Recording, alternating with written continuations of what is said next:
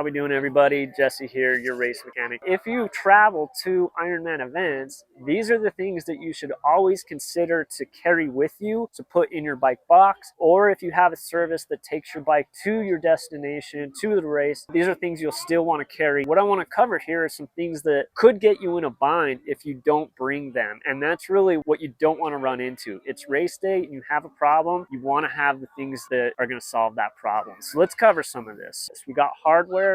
I'm going to call it connect, valves, pressure, grip, tracking, and power. Let's go over the first one here at the top, hardware. Hardware is going to be things like nuts and bolts for your stem. In Ironman, we see a lot of rusted out stems. Having some extra nuts and bolts, if you start to notice visually that some of your hardware is really getting rusted, replace it.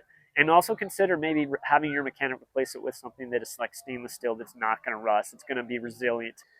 Cleats, the bottom of your shoes, you don't really need extra pedals. You may not necessarily need extra cleats if the cleats are in good condition, but you might want to have the screws that mount the cleat to the bottom of the shoe.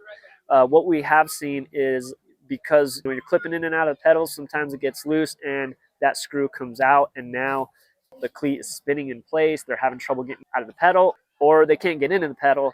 Having a couple of those screws just in your bin is good. Those are kind of a specific style of screw, and so when you buy new cleats, just save a couple of those screws in the washer and just throw them in your bike box that you travel with. Some proprietary things, and I'm going to show you this here on the camera, but we've got the derailleur hangers. Derailleur hangers are very specific to the frame design. They're a proprietary part. There's probably 300 different designs of derailleur hangers. A lot of the new era age of bikes, they're coming into new designs to mount a derailleur. And so hopefully that will make the future easier for mechanics and for buying parts, or if you're away from home or your local bike shop, you know that you can still find the parts you need.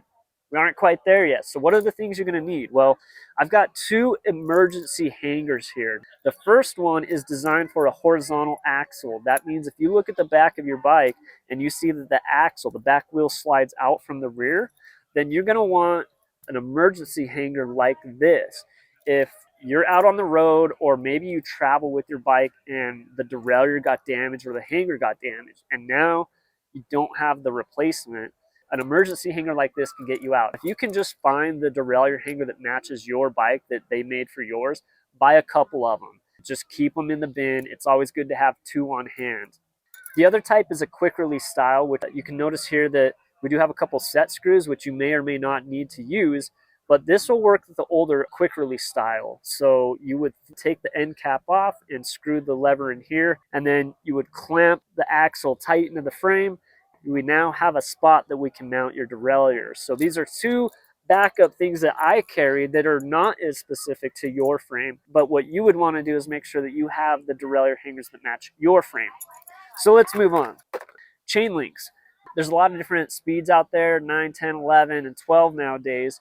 Most of them are using a quick link. And if you've replaced your chain, just keep the old quick link. And again, throw that in the parts bin that you carry with you.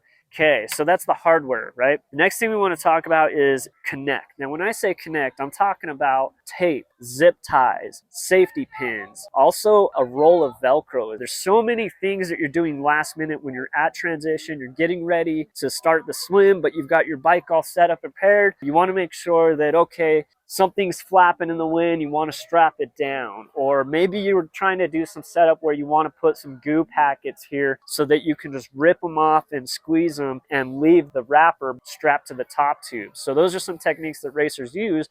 So it's always good to carry a roll of tape, some zip ties, and again, if it's in your bike box, just leave them there. But some of these things, remember, you might want those on race morning where your bike box is at the hotel or somewhere else logistically. Next one is valves. Let me open this up and I'll show you more. Valve extenders. Like when you buy a new tube, you may have a removable core that comes out and you can thread in an extender. If you're riding with a much deeper style rim, when you buy that tube, that tube might have a short valve in it and you need to add the extenders. So the valve cores are designed to come out. Aside from having extra extenders for this purpose, if you have an extra tube in your bike bag, make sure that that tube is already set up with the extenders. So you don't have to do that on roadside during the race. Make sure that that tube is ready to install into the tire before you have to deal with that. The other thing is the valve cores. So the little cores that you take out, there's two sets of O-rings, and sometimes they do get weathered or old or they strip off. If you have a valve core that's leaking, you might just need another valve core. When you buy your tubes, you'll get an extra valve core. You can just unthread those as you buy those parts, save the little extra bit. In this case, you buy an extra tube, save the extender, save the valve cores. Okay, the other thing when we talk about valves, a lot of riders on flatter courses where they really want to be aerodynamic, they're going to be with a disc wheel, so a full covered wheel. But what I see a lot of racers do is they get to transition on race morning and they don't know how to pump up their tire because they can't fit a pump head in there. So what you need is the infamous, as we call it, I hate the word, but in this case we call it a disc adapter is the actual name for it. You can see why it gets the infamous name. These things are great. You hook your pump on the end here and that will fit into your disc area. So you're not going to be having trouble trying to pump up your tire. Okay, so that covers valves. Next thing is pressure. When you fly, you can't carry CO2s. Then when you get to your destination, you can just buy a couple CO2s for race day.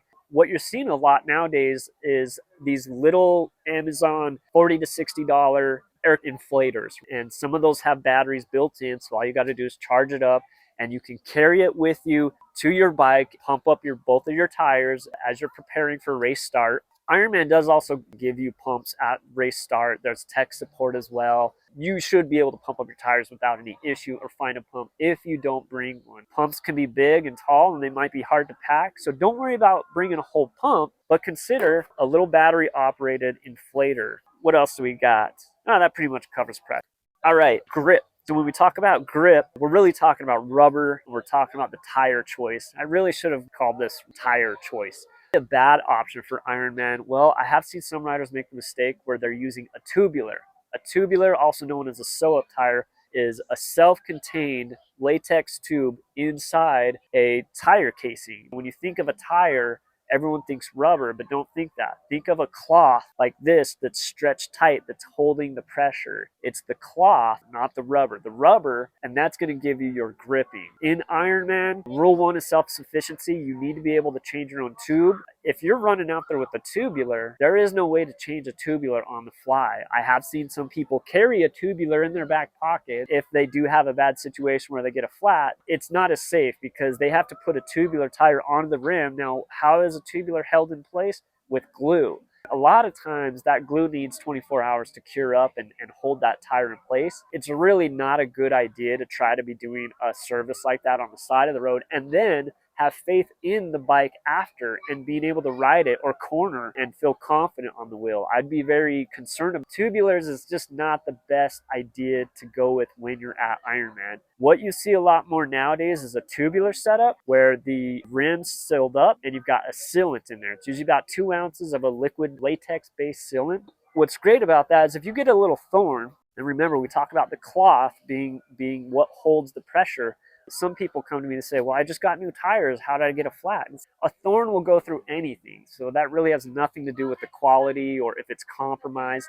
A thorn goes right through the cloth, just like a sewing needle, just like a safety pin. It's no different. You pull the thorn out, you hear the hissing, you know it's going flat. The sealant is flowing around in there and should reach the opening and seal it off. If you're running a standard tube and tire where you don't have sealant, then it's good to just carry an extra tube. And like I said, have that tube ready for your rim, making sure that it's got the right depth of valve. Moving on, that covers grip, that covers the tires. That's the 3 tire types basically. That's standard tube, tubeless, which is sealant, and tubular, which again, I don't recommend. Last thing is going to be a tracking. When you travel with your bike box, there's 2 things I like to do. Have 2 trackers. You're going to put one on your bike and you're going to put one in your bike box. This is great because sometimes your bike is going to be somewhere else. If something happens where your bike is stolen, not where it should be, you can always flip your phone open, track it, find it. Hopefully you don't lose any boxes or bikes. Okay, last thing, a power bank. Okay, this is huge. I don't recommend having this big of a power bank. The reason you should carry a power bank is because you might have Di2 or you might have SRAM, and you should carry like a double bay battery charger like this if you're using SRAM. So for this customer here, where we've got the 2 batteries, I'm going to use this to charge these up.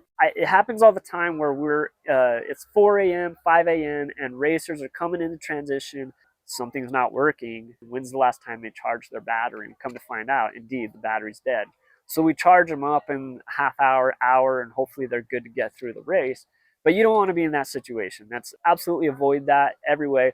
You can find little power banks for $10 on Amazon. Plug it into a double bay like this charger. You can plug 2 of them in at the same time. If you have Shimano Di2, okay, here's my Di2 charger battery box, right? So I'm going to plug this in, plug it into the bike, and that's going to charge the onboard battery. Have a battery bank, carry it with you, and remember that lithium can't be in a checked bag. If you're carrying CO2s, they might take them out, and you can't carry them on anyways, so just no CO2s, period. But lithium you can fly with. You just have to carry it on. Things like charging your phone, charging your Garmin, charging your Di2, charging your Axis. It's just a good thing to keep with you, especially for race morning.